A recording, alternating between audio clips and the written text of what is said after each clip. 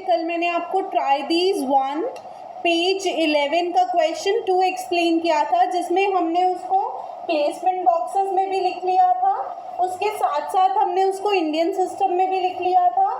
And मैंने बोला था कि इंटरनेशनल सिस्टम में और असेंडिंग डिसेंडिंग आप कर लेना, ठीक है। तो वो मैंने आज बोर्ड पे लिख दिया है, यू कैन क्रॉस चेक कि आपने ठीक किया है। इफ़ इन केस आपने नहीं किया है तो आप इसको जल्दी से कंप्लीट कर लीजिए, then will start the next try these. और इसी पेज 11 के ही ये जो ट्राई दीज 1 का क्वेश्चन 3 है वो नहीं करना हमने, उसको क्रॉस कर दो, ठीक है।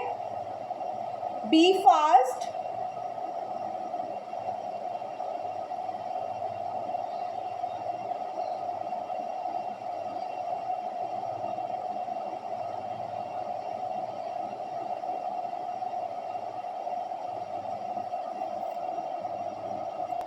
अब हमने करना है try these 2 page 11 question 1। You have the following digits, ये डिजिट्स है आपके पास 4 5 6 0 7 and 8, right. Using them make 5 numbers each of 6 digits. हमें क्या करना है, 5 नंबर्स बनाने हैं, एनी 5 नंबर्स। हमें कोई भी यहाँ पे नहीं बोला कि ग्रेटेस्ट होना चाहिए, स्मॉलेस्ट होना चाहिए, ऐसा कुछ नहीं बोला। So we have to make any 5 numbers. और कितने डिजिट्स के होने चाहिए, वो 6 डिजिट्स के होने चाहिए, राइट। और ए पार्ट में बोला है put commas for easy reading, और उसमें हमने क्या कर देना है, कॉमास लगाने हैं उसको इजीली रीड करने के लिए। तो बच्चे इस केस में आंसर्स वेरी करेंगे, आप कोई भी 6 डिजिट नंबर अपनी मर्जी से बना सकते हो, कोई हार्ड एंड फास्ट रूल नहीं है, बस आपको ये डिजिट्स यूज़ करने हैं, ठीक है। तो मैं स्टार्ट कर रही हूँ 8 7 6 5 4 0। Second number 7 8 6 5 4 0। Third number 6 7 8 5 4 0। As I told you, आप कोई हार्ड एंड फास्ट रूल नहीं है, आप जैसे मर्जी इसको बना सकते हो, राइट। 4 5 8 7 6 4 0। फिफ्थ 4 5 8 7 6 0, ठीक है बच्चे।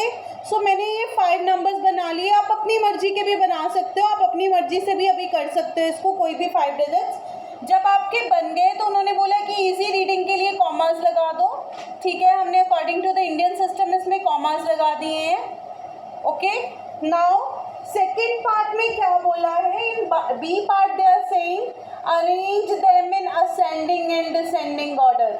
Let's first arrange them according to the ascending order. तो इसको असेंडिंग ऑर्डर में अरेंज करते हैं। All of you know how to arrange them in the ascending order.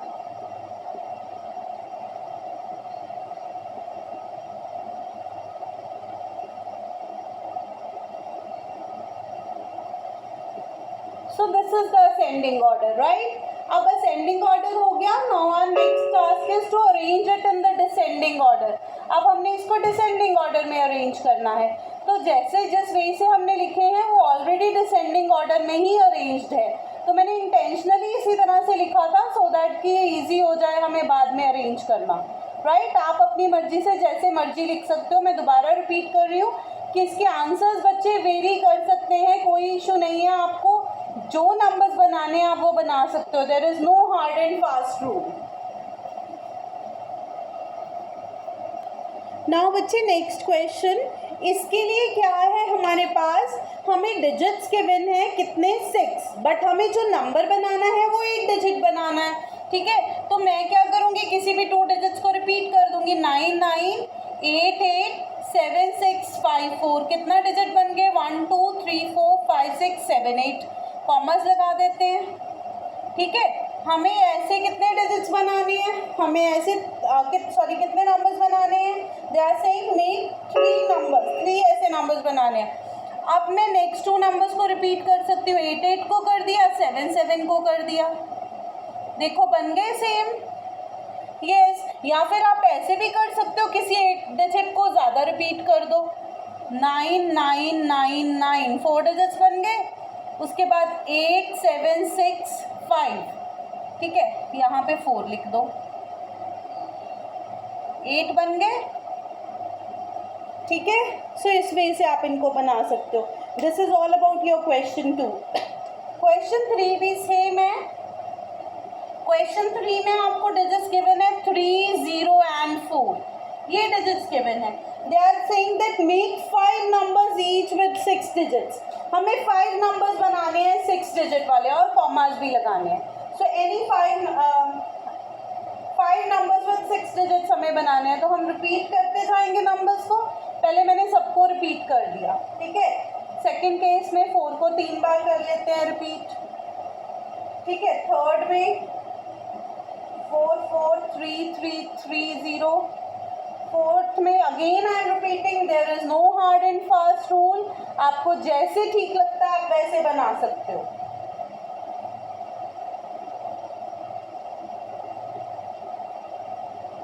ठीक है, there is no hard and fast rule to make it, आप किसी भी वे से बना सकते हो।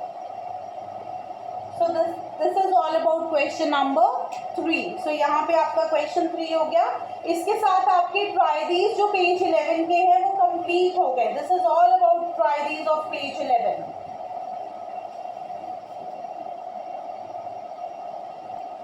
सो अब जो नेक्स्ट ट्राई दीज है पेज 12 के ना, वो उसी से रिलेटेड है। हमने कौन सा मेट्रिक सिस्टम में हमने ऐसे किया था ना, वो प्रॉपर कन्वर्जन को हम करते थे, किलो लिखते थे ना ऐसे, हेक्टो, डेका, देन आपका आता था basic unit.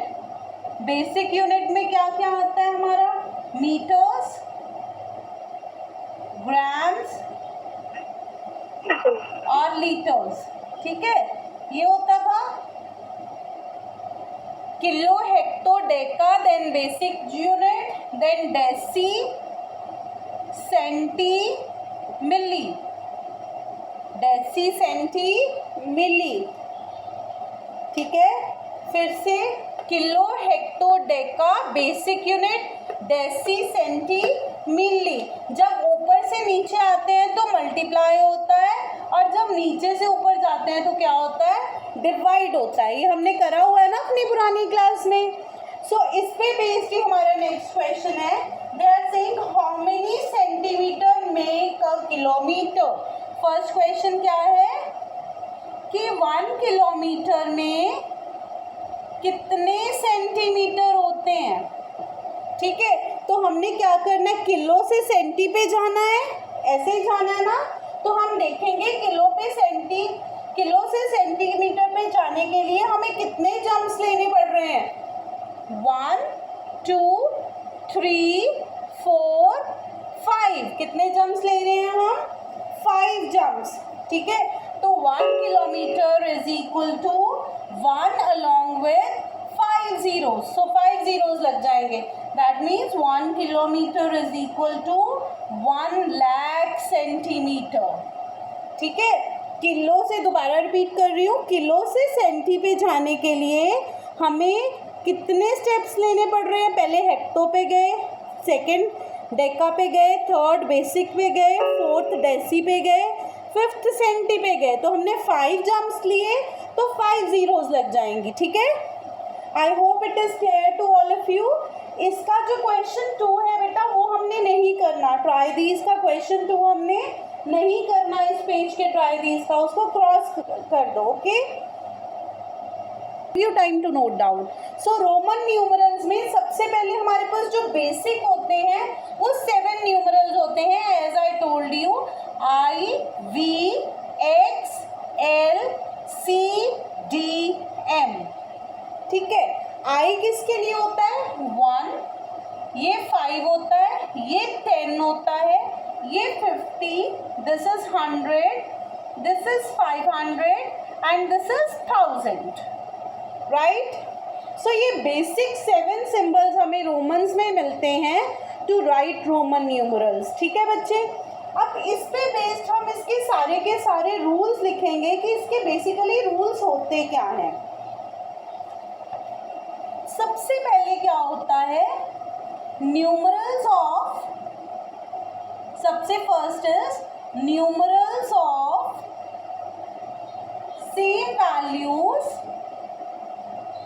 Same values are added. इसको ध्यान से समझना, इसका क्या मतलब है।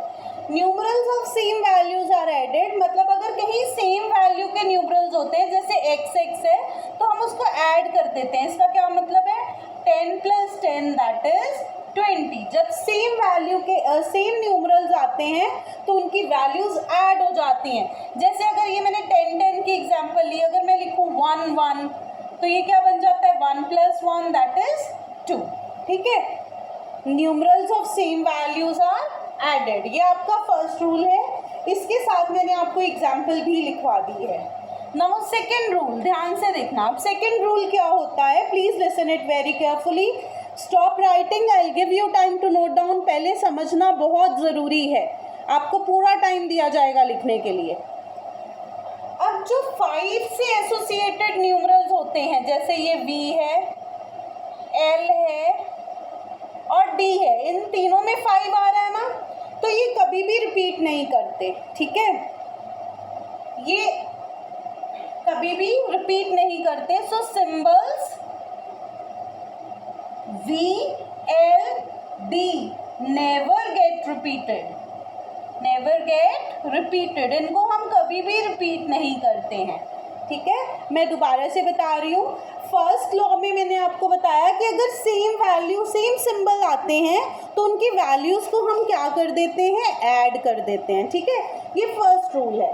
सेकंड रूल है कि अगर सिंबल जो 5 से एसोसिएटेड है V, L, D वो कभी भी रिपीट नहीं होते। राइट, तो अब जो बच गए हैं सिंबल्स जो 1 के साथ एसोसिएटेड है, ये है, I है, X है, इसमें भी 1 आ रहा है, C में भी 1 आ रहा है और M में भी 1 आ रहा है। दे कैन बी रिपीटेड, इनको हम रिपीट कर सकते हैं। They can be repeated.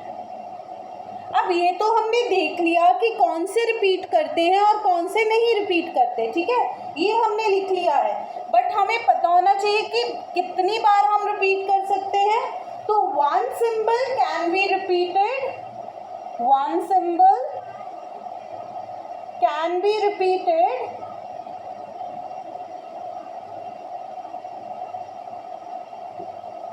Maximum 3 times, maximum 3 times। Mean to say कि अगर एक सिंबल है हमारे पास, उसको ज़्यादा से ज़्यादा हम 3 बार रिपीट कर सकते हैं। जैसे x x x makes 30, but अगर मैं इसको x को 4 times रिपीट कर दूं तो ये सेंसलेस है, नॉट पॉसिबल। ऐसा कुछ भी नहीं है हमारे पास। रोमन न्यूमरल्स को हम ज़्यादा से ज़्यादा 3 बार रिपीट कर सकते हैं, उससे ज़्यादा हम उसको रिपीट नहीं कर सकते। This is the 4th property of Roman numerals. ठीक है, then is your 5th property.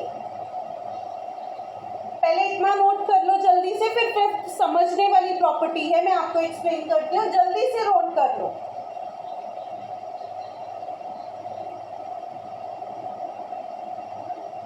When any symbol is written on the right side of bigger symbol, when any symbol is written on the right side of the bigger symbol, its value is added, its value is added। अब इसका क्या मतलब है कि अगर किसी भी symbol को, if any symbol is written on the right side of the bigger symbol, अगर किसी सिंबल को बिगर सिंबल की राइट साइड पे लिखे तो उसकी वैल्यू ऐड हो जाती है। जैसे ये I है, इसको मैंने 10, एक बिगर सिंबल है I, 10i से बड़ा है ना, xi से बड़ा है, तो इसको मैंने राइट साइड पे लिख दिया तो इसकी वैल्यू ऐड हो जाएगी। कैसे ऐड होगी? x क्या होता है 10 और i क्या होता है 1, तो ये 11 बन गया। ऐसे ही अगर मैंने lx लिखा, अब देखो ये बिगर है, ये स्मॉलर है, अगर बिगर की राइट साइड पे स्मॉलर सिंबल लिख दिया तो वैल्यू ऐड हो जाएगी। 50 + 10 that is 60। So this is your 5th rule. Right, ये आपका 5th रूल है। Now next is your 6th rule. मैं रूल 1 रब कर रही हूँ क्योंकि ये तो आपने कर लिया होगा। Then is 6th rule. 6th rule is if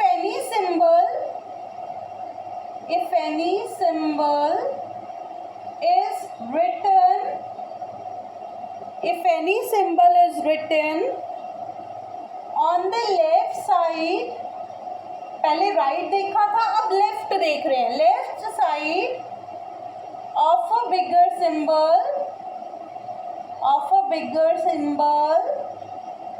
then its value gets subtracted. अब इसका क्या मतलब है? If any symbol is written to the left side of the bigger symbol, अब ये 10 है, 10 की लेफ्ट पे मैंने 1 लिख दिया. अगर कोई भी सिंबल बिगर की लेफ्ट साइड पे लिखा जाता है तो उसकी वैल्यू सब्ट्रैक्ट हो जाती है. तो दिस इज 10 माइनस 1 9. तो ये क्या बन गया? 9 बन गया. ओके. ऐसे ही अगर मैं और एग्जांपल लूँ, एक्सएल, तो एक्सएल कितना होता है? 50 माइनस 10 दैट इज 40. राइट. तो ये हमारे बेसिक रूल्स होते हैं. अगर हम ये बेसिक रूल्स को समझ लेंगे तो हमें रोमन न्यूमरल्स लिखने में कभी भी प्रॉब्लम नहीं आएगी. एक और रूल होता है कि अगर कोई नंबर ग्रेटर सिंबल्स के बीच में आ जाता है, अगर कोई स्मॉलर सिंबल ग्रेटर सिंबल्स के बीच में आ जाता है तो उसकी वैल्यू क्या होती है? राइट सिंबल में से सब्ट्रैक्ट हो जाती है. बच्चे, एनीवन इन द क्लास जिसने अभी, अब किसी को किसी भी रूल में अगर डाउट है तो आप पूछ सकते हो. यस गुरनाज वीडियो ऑन करो बच्चे पहले अपनी.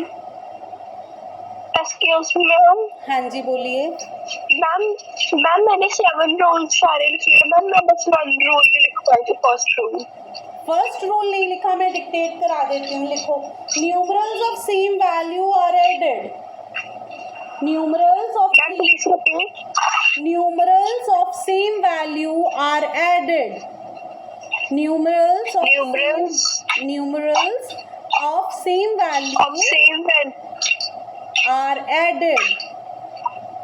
जो सेम वैल्यू के न्यूमरल्स होते हैं उनको ऐड करते हैं. अदरवाइज तो मैंने डाल देना अभी, ठीक है? लिंक भेज देना, वो भी देख सकते हैं. Yes Nidhi, numerals of same value are added ma'am. बस इतना सही है ना? बस इतना ही है. Yes Nidhi. Okay thank you ma'am. Excuse me ma'am. हाँ जी बच्चे.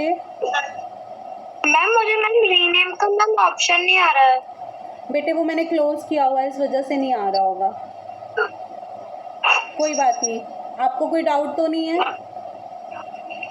नो. ओके. निधि.